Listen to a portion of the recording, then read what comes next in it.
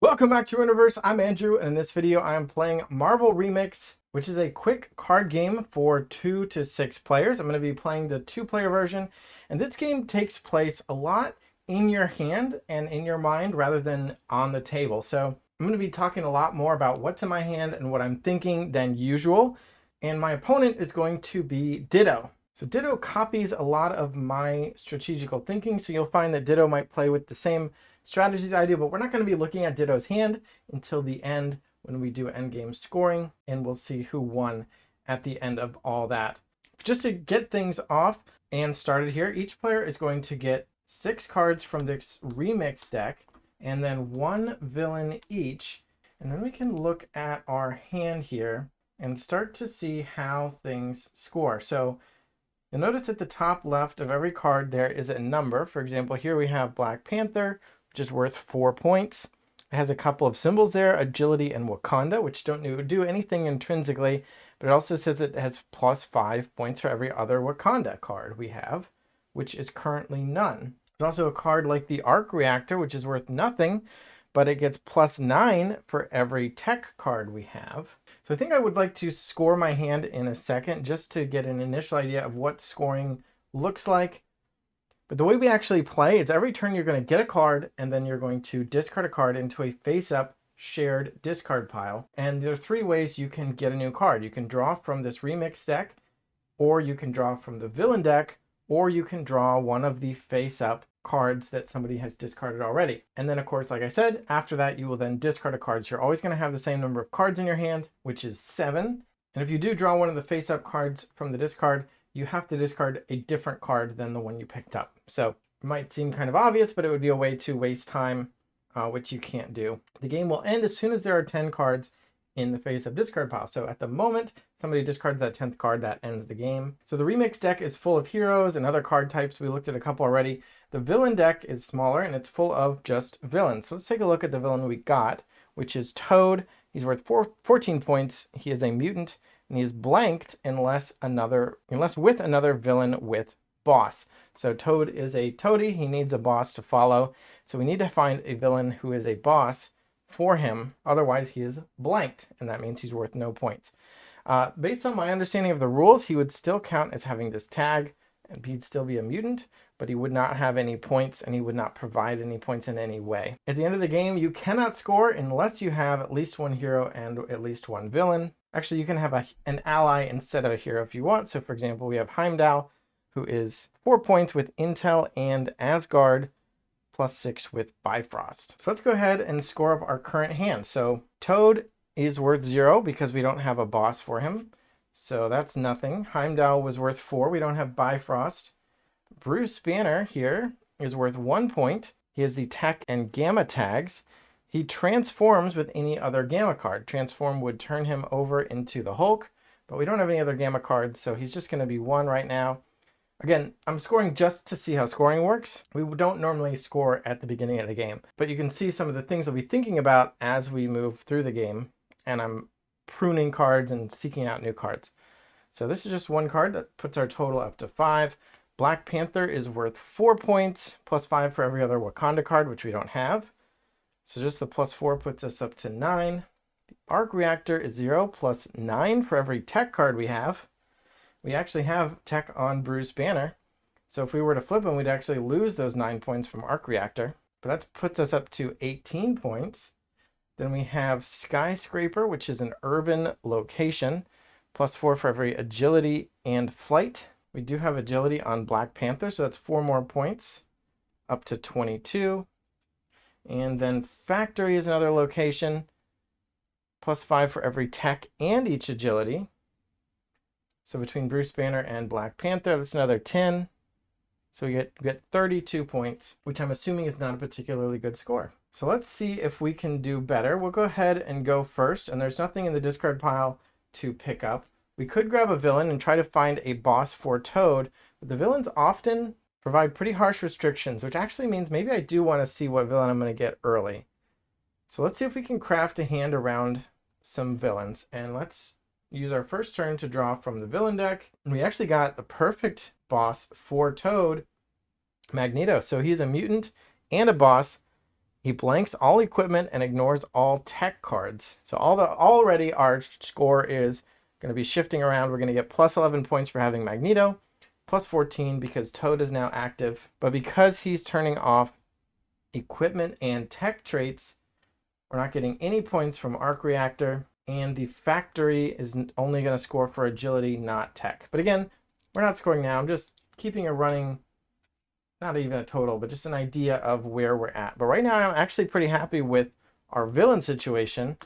We just have to move away from tech and equipment, assuming we're planning to keep Magneto and Toad around. So we do have to discard a card.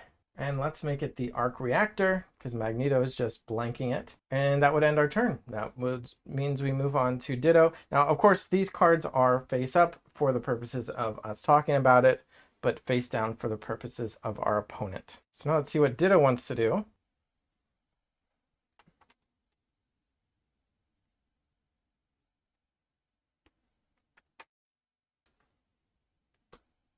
So as you can see, Ditto has some pretty slippery hands, has trouble manipulating these sleeved cards, but we don't know anything about what's going on in their hand other than they don't want this Hall of Asgard. And we have Heimdall, who is Asgard, and that would give us 9 points for that. But we don't have the Bifrost for Heimdall anyway, so I'm not feeling too thrilled about that idea. We definitely don't want our Arc Reactor back, and I think we're good on villains, so let's just draw from this deck, and we get Spider-Man. All right, take a look at him. 5 points plus 5 and flight in a location with urban. We do have a skyscraper, which seems perfect for him. Plus 4 for each agility and flight. Although I think we have to resolve our cards in order, so they wouldn't be able to key off each other. But they would be able to see each other. So we would resolve Spider-Man first. He gets plus 5 and flight because you can see that we have a skyscraper. And then when we go to resolve the skyscraper, we'll see that we have a card that has agility and flight. That's not a bad pickup. Wouldn't mind getting some more agility and flight to make this skyscraper even better. But let's move these in. I'll kind of put the cards I kind of think I want over here. They seem to be working together. Might even keep Heimdall for now since we know our opponent doesn't want Asgard. But let's pitch this factory because we can't use the tech half anyway. Although it's worth 10 points right now because of Spider-Man and Black Panther. But I don't even know if we want Black Panther necessarily because he wants more Wakanda cards. But you know what? Let's just make Asgard a dump stat for everybody and keep the factory for now. And then we'll pass to Ditto.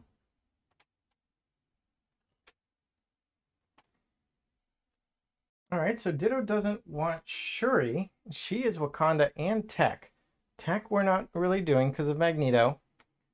But it says she and one other hero or ally may add strength, precision, or agility. Sorry, strength, range, or agility. We do like agility. So if we keep her with Black Panther, it's going to be plus 5. And 2 agility symbols could be a lot with the factory and the skyscraper. So I think I will pick up Shuri from the discard pile and pitch Bruce Banner. He could be 13 points if we got another Gamma card, but I think I'll leave it for now. Actually, our hand is pretty good. We still need 6 more discards to end the game, but I feel okay about where we're at. But anyway, that's our turn, so we'll pass to Ditto.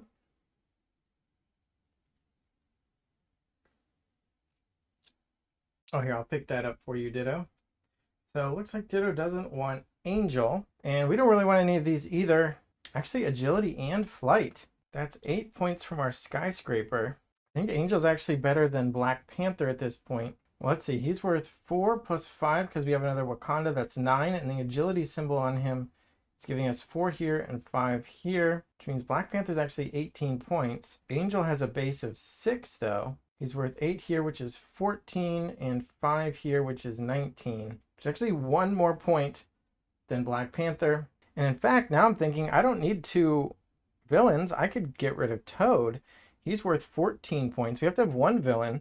But we don't have to have 2. I was thinking, oh, I'm just going to leave these, but he's only worth 14 points. Using the calculation, it actually makes better sense to get Angel and pitch Toad. So let's see what Ditto wants to do.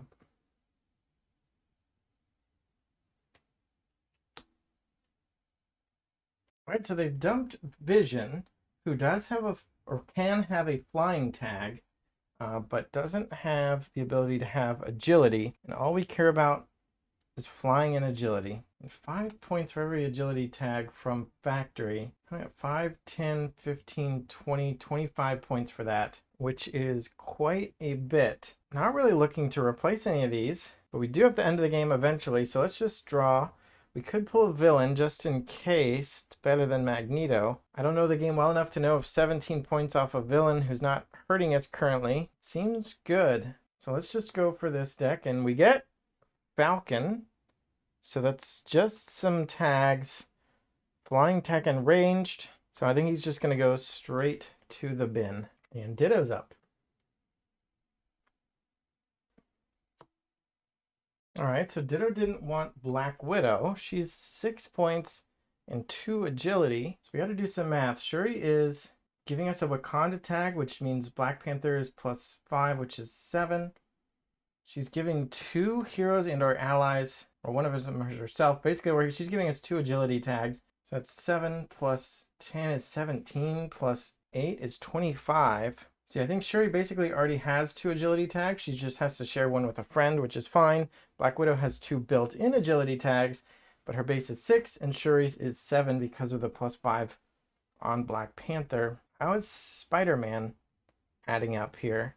Because he only has 1 agility. He also has flying. So he's 5 plus 5 is 10. Agility and flying adds 8. That's 18. And then another agility bonus here is 23, which is worse than Black Widow's 24. But Angel was only 19. So we're going to have to take Black Widow and ditch Angel. He makes his way back into the discard pile. And let's see if Ditto changed their mind about Angel.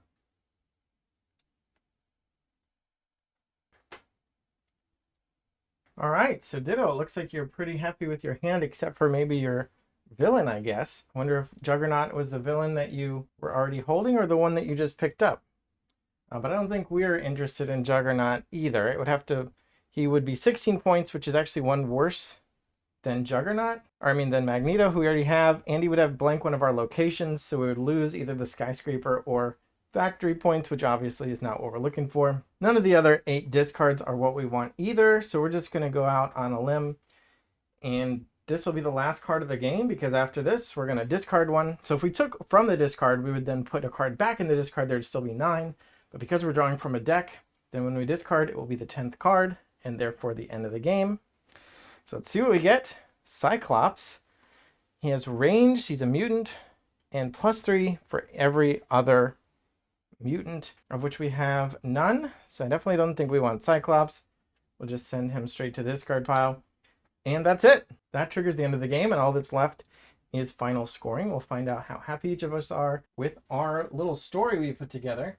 And for that, we have the Marvel Remix score pad. So let's see here. We can go ahead and clear out the discard pile, get all this out of the way.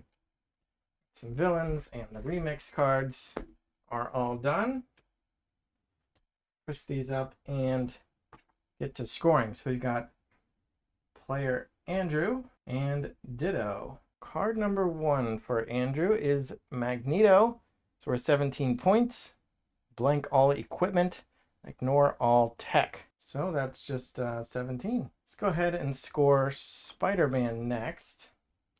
Put Magneto up there. Spider-Man is 5 points, and he can check to see that we have an urban location, which we do. The skyscraper has that symbol there.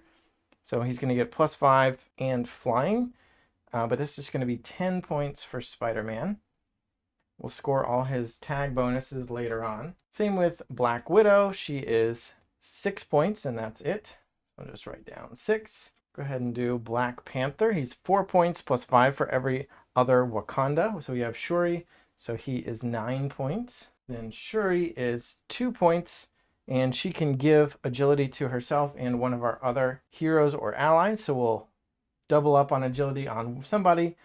It will just say Black Panther has double agility now. Shuri has single agility, and Spider-Man has flying. So we just have to remember that when we score our last couple of cards here, but she is just 2 points. Then we get into the good stuff. Let's score the factory. +5 for every tech and agility. So tech is ignored because of Magneto, but for agility, we have 1, 2, 3, 4, 5, 6, which is 30 points. And then our final card is the Skyscraper, which is 4 points for every agility and flying that we have. So that's 1, 2, 3, 4, 5, 6, 7, which is 28 points. And that is a total, I think it's 102. I think that's right. So now we just need to score Ditto's hand. So what do you got, Ditto?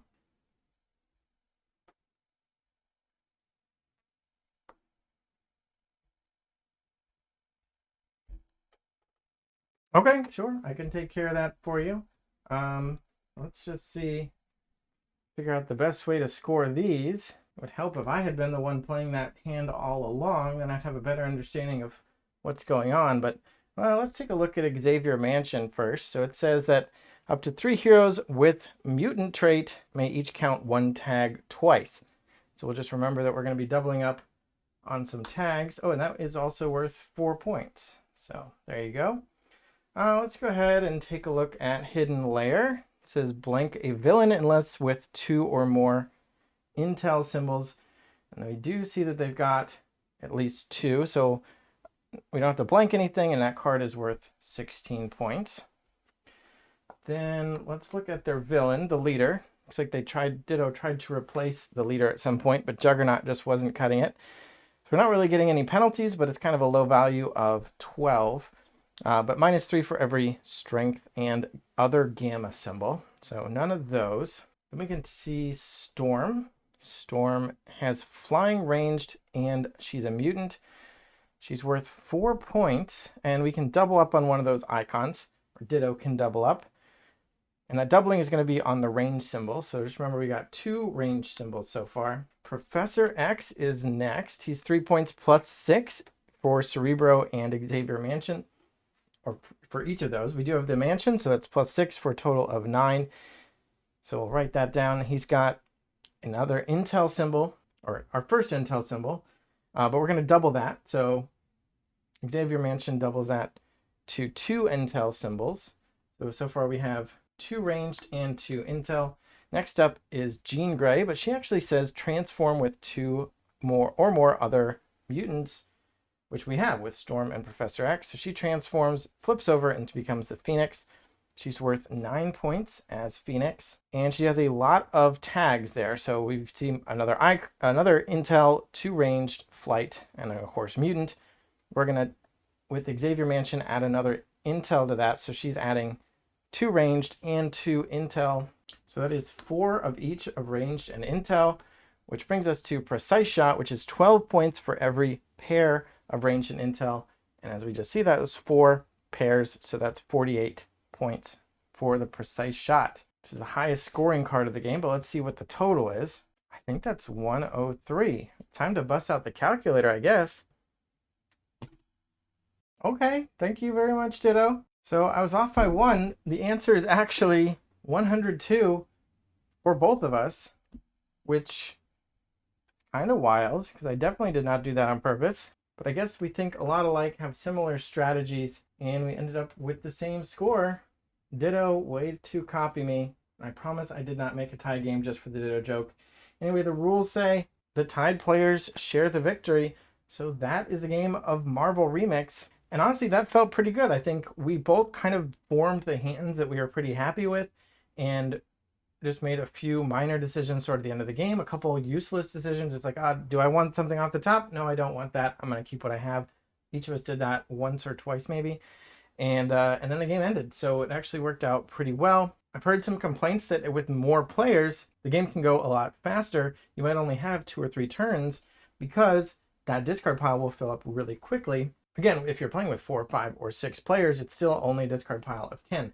However, the caveat to that is that if the players know what they're doing a little bit more, they're going to be using the cards in the discard pile to form their strategies. So there'll be a lot more picking up from the discard pile because there will be more options. So if player 4 sees there are already 3 cards in the discard pile, they might already start picking up from the discard pile on their very first turn, which means the discard pile isn't therefore growing on that turn. So the more of that happens, the longer the game can last. So I'm definitely interested in playing this with a higher player count.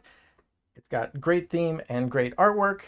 When we switch out that Precise Shot, I mean, it looks great and everything, but we got Phoenix here, and we got Storm. So having a game where I really like the theme and the artwork that I can play with a bunch of players is rare, and so I'm pretty happy to have this one. At 2 players, I could actually see doing this again, although I have so many 2-player games that I don't necessarily see bringing this out that much.